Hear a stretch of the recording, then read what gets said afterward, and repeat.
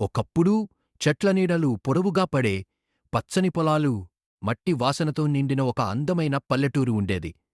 ఆ ఊరిలోని ప్రతి ఇల్లూ శాంతిగా, సంతోషంగా ఉండేది. కాని ఒక రైతు జీవితంలో మాత్రం ఒక పెద్ద సమస్య మొదలైంది. ఆ రైతు పేరు రామయ్య.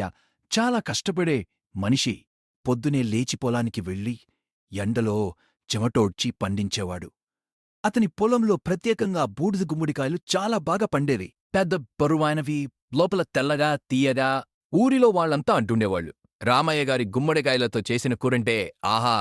ఒకరోజు ఉదయం రామయ్య పొలానికి వచ్చి చూశాడు. అతని కళ్ళకి నమ్మలేని దృశ్యం. నిన్న రాత్రి వరకు ఉన్న 3 పెద్ద గుమ్మడికాయలిప్పుడు లేవు.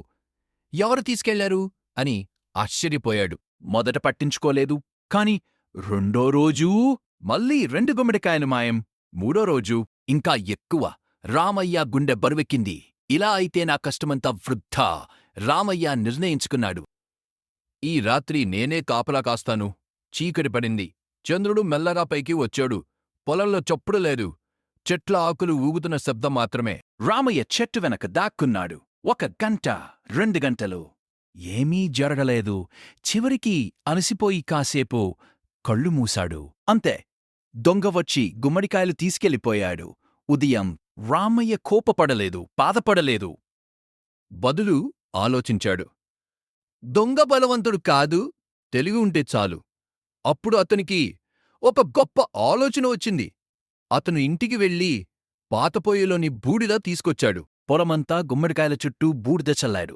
ఆ రాత్రి చీకట్లో ఒక నీడ కదిలింది. అది దొంగ మెల్లగా నడుస్తూ గుమ్మడికాయల దగ్గరికి వచ్చాడు. ఈ రోజు బాగా దొరికేస్తాయి అని నవ్వుకున్నాడు. అతను గుమ్మడికాయలు కోశాడు. కాని ప్రతి అడుగులో బూడిద అంటుకుంటోంది. చేతులకు, కాళ్లకు, ముఖానికి అతనికి తెలియలేదు. బూడిదతోనే తన తప్పుకు గుర్తుపెట్టుకుంటున్నాడు. ఉదయం ఊరిలో గోల. ఒక మనిషి ముఖం మొత్తం బూడిదతో నడుస్తూ కనిపించాడు. పిల్లలు నవ్వారు. పెద్దలు ఆశ్చర్యపడ్డారు. రామయ్య వచ్చాడు. ఒక్క చూపులోనే గుర్తించాడు. ఇదిగో బూడిద గుమ్మడికాయల దొంగ అని గట్టిగా అన్నాడు. దొంగ తల వంచాడు.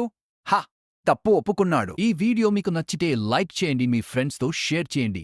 మా ఛానల్ని సబ్స్క్రైబ్ చేయండి. కొత్త వీడియోల నోటిఫికేషన్ కోసం బెల్ ఐకాన్ను క్లిక్ చేయండి.